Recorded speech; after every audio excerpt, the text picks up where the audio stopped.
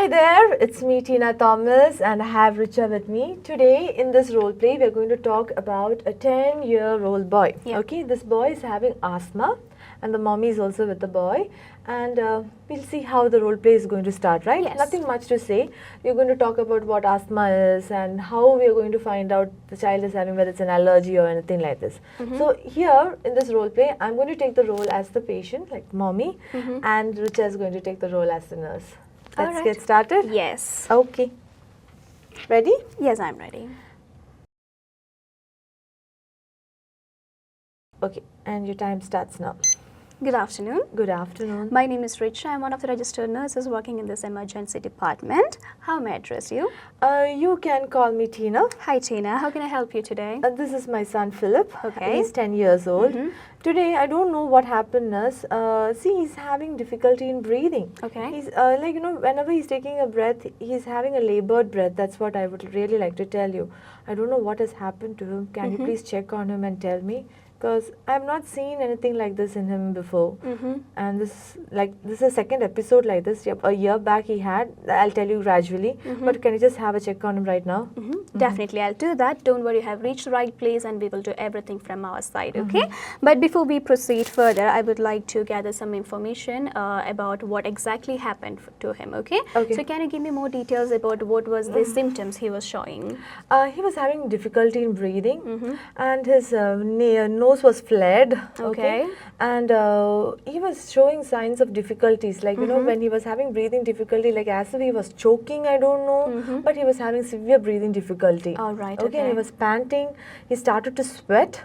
So these are the things now what I saw, but now I think he's a little bit, now the breathing difficulty is a little bit reduced because I had a medicine, but something is not, it's not normal, I guess. Could you please have a check on him? Definitely, I'm getting worried. I will. I understand as a concerned mother, you're really worried right now, but please be relaxed. You have reached the right place. We will do everything possible, okay?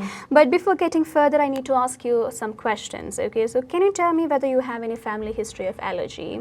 Family history of allergy, I guess my grandmother was allergic. I was not, Other than that, no. All right, okay. And you mentioned that this is his second episode of asthma, right? Yes. So can you give me some details about that? Actually, nurse, to be frank, I cannot say he had an asthma because a year ago, we went out and he had some peanuts. Oh, okay. And he became allergic and he started to have a breathing difficulty. I took him to the hospital. The doctor said he was allergic to peanuts. Okay. Okay, so that was the first time he showed a signs of this asthma problem. The doctor said it can be asthma, but he gave me medicines for asthma. I had those medicines, so I gave him a puff and I brought him here now. But could that be an asthma? Well, I will get into that, okay? So before we get into the further discussion, can I examine your son? Oh yeah, please, nurse. All right.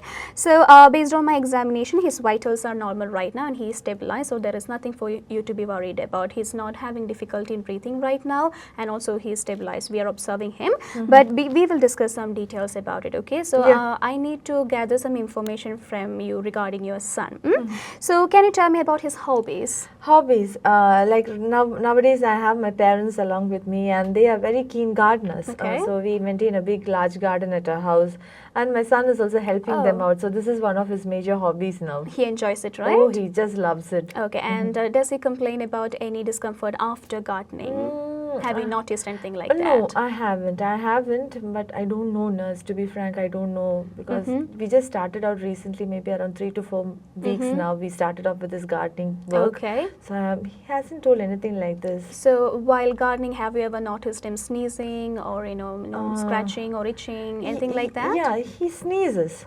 Often he sneezes. Itchiness, no, I don't. Okay. Wow, yeah, once or twice I saw him having rashes in his hands. I thought maybe due to the pesticides or maybe some fertilizers or something. I just thought like that. All right, okay. And what about pets? Do you have pets at home? Oh, we don't have any pets You at don't home. have pets at home, okay. So you mentioned that 1 year ago he had an episode of asthma, right? Yeah. So after that, is this the first time he's experiencing this? Yes, after that he was completely healthy. He didn't even have a fever. This is the another time, like he's having like this. Totally worried. All right. Don't worry. Okay. Thank you very much for answering all my questions. So based on our discussion, okay, I can say that there is a possibility of allergic asthma for your son. Do not worry. It is very common type of asthma and very popular among children. You know, children, they go out, they play in the dust, in the garden, out in the open. So there are possibility they might get allergic to all these things. Okay. Maybe the dust or the pollen or the pet dander, or maybe even when he goes for the gardening, as you mentioned, he might be allergic to the pesticides or the fertilizers there too. Okay? So we don't know exactly what might be the exact reason for it. For that, I would suggest you to see the doctor. Okay? Because we need to run some tests, and we need to make sure that we need to find the underlying cause for it. Okay? So is that all right with you? Yeah. All right. And I would also like to advise you something. Please make sure that he's not exposed to allergens like pollens, dust mites, and mold in the future as well. Okay? Because unless and until we find the exact reason, we need to take care of those. Okay? And don't worry. Please wait to see the doctor. He will give you further information. All right? Okay. Thank you so much, Naz. Okay. Is there anything else I can do for you? Oh, no, Naz. You've been very helpful. Thank you so much. I'll see the doctor. So don't worry about your son. He will be perfectly all right. Okay? Yes. Take care. Thank you. Yes. So that's it. Our role play ends. I really like, concerned parent role play. Concerned parent, yes. Parent is very much worried, right? Yes, because we can provide a lot of emotional support, information, where empathy works. You are going to reassurance is there. Rapport building comes along with that. Yeah, especially relationship building is our examination criteria, right? Yes. So this is the place where you can actually connect and emotionally support the other person. So I really like to do these kind of role play. So we will get into the feedback session where we can see how we can easily create sentences and how to tackle such situations. Okay, so we will get back to you all. So thank you so much. We'll see you guys next time. Bye-bye. Hello, hi everyone, this is 𝗤𝗏𝗆𝗆 from IILT and welcome to the feedback session. So we just saw a role play where you're talking to a concerned parent and the son is experiencing severe breathing difficulties, and he had an episode of asthma a year ago, and you're trying to find out what might be the reason for the problems that he is facing right now.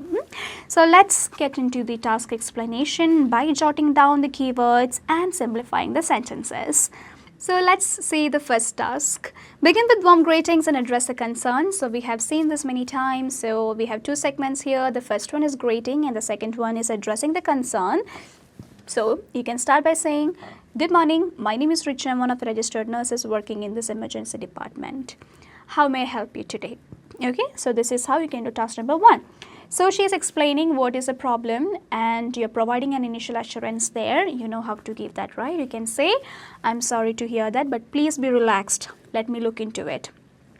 Okay, so before you check the son or check the vitals of the boy, we need some information. Okay, so we are asking them to be relaxed, and we are asking some information from them. That is a second task. Try to console the parent and gather details about his medical history, family history of allergy, asthma.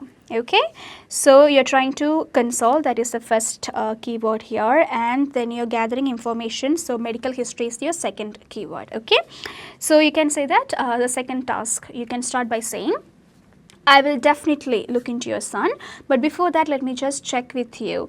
Do you have any family history of asthma?" Okay, that is the first question. And then you're asking about asthma. So the question can be, is this the first time he is experiencing like this, or has he shown any symptoms like this before? So that is how you can do task number 2. So let's look into the next task. Okay, in task number 3, ask the parent to relax and inform that his or her son is doing all right now. Check the vitals and did the needful. Okay, so here in the bracket it is mentioned that you already checked the vitals. So you can, as a continuation of task number 2, you can just take a permission to check the vitals. Okay, so then you are offering for an examination, and as an answer to that, you can start your task number 3. So what are the keywords here? We are asking the parent to relax. So that is the first keyword, relax, doing all right now. And as a third keyword, you can include the information which is being said in the brackets. So let's create a sentence for this right now. She can say, "I understand that you are really worried about your son, but please be relaxed. Let me just check the vitals." Okay, And then you can say, based on my assessment, he is doing all right now, and I have checked his vitals which are stable, and we have done the needful, so there is nothing for you to be worried about. Okay, he is not experiencing any breathing difficulties at the moment. He is under observation. In the meantime, that is how you are going to finish that particular task, because the next task is where you are inquiring about the home settings and hobbies of his or her son, pets, garden, etc. Okay, so there actually you're going to gather some information. So now we have finished the previous conversation by saying that we are observing her son, right? So you can, as a continuation of that, you can do task number 4. So what are the keywords? Home settings, we have to ask about the home settings. Hobbies, this is what we have to check. All right, so you're actually going to continue by saying meantime. That is where we stopped previously. So you can continue by saying, meanwhile, I would like to inquire about your home settings and your son's hobbies. So could you please tell me some information about that? That is one question. And specifically, you can ask questions like, does your son have any pets? Or does your son enjoy doing gardening? Okay. And as a continuation of that, you can even ask a question like, have you noticed any discomfort in him after gardening or playing with pets? Questions like that. So based on what is the response given to you by the patient, by the bystander, that is the mother in this case. So based on that, you can actually create your next sentences, means your next questions there. Okay. So say for example, when you ask about the pet, if she is saying that he does not have any pet, then you do not have to continue with that. But if she is saying that he has a pet, then you have to ask a question like, so have you noticed any discomfort or any allergic reaction for him? Okay, and when you ask a question about does he do gardening, and if she's saying no, then you don't have to continue with any questions. But if she's saying yes, then again you have to ask questions like, does he show any discomfort after gardening? Okay, so that is how you gather information, because we need to know whether he's allergic to anything there. Okay, I hope that's clear for you guys. The next task: emphasize the possibility of allergic asthma, common type of asthma popular among children. What are the keywords here? Possibility of allergic asthma. In the brackets, popular among children, common type of asthma. So this is what we have to convey in this particular task. So you are going to say, based on our discussion and my examination, I suspect the symptoms your son is experiencing might be because of an allergic reaction. Okay, you can say it might be because of an allergic reaction. Don't worry, it is a common type and it is very popular among children. Okay, and then you can give an assurance like, we have the proper treatment and medications to control this condition as well, so there is nothing for you to be worried about. Okay, so that is the next task. So let's look into the 6th one. Advise the parent to avoid exposure to allergens like pollen, dust mites or mold. Okay, so here the keyword would be exposure to allergens. Okay, so let's create a sentence using that.